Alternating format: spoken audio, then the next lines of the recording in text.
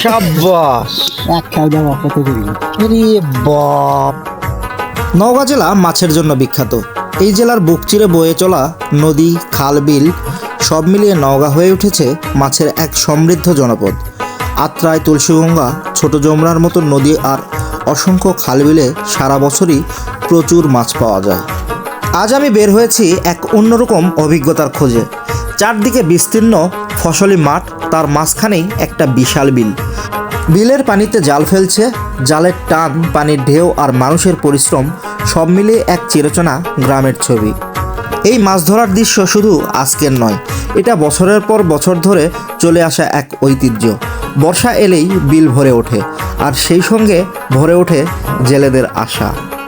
নওগাঁর মাছের স্বাদ একদমই আলাদা, কারণ এখানকার মাছ বড় হয় প্রাকৃতিক পানিতে, মাটির গন্ধ আর গ্রামের হাওয়ায়।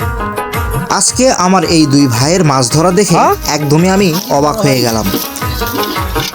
সাব্বাস।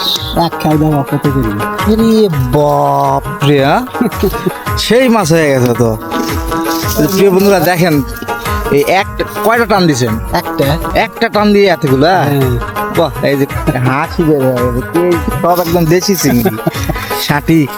মেন মনে করে যে কুয়াটা সাপ ভাই, কুয়া সাপ করতে 2000 টাকার মাছ বের হয়ে গেছে। এখন ধরো যে ওটা মাছ লড়বে, আলো বাতাস পেল।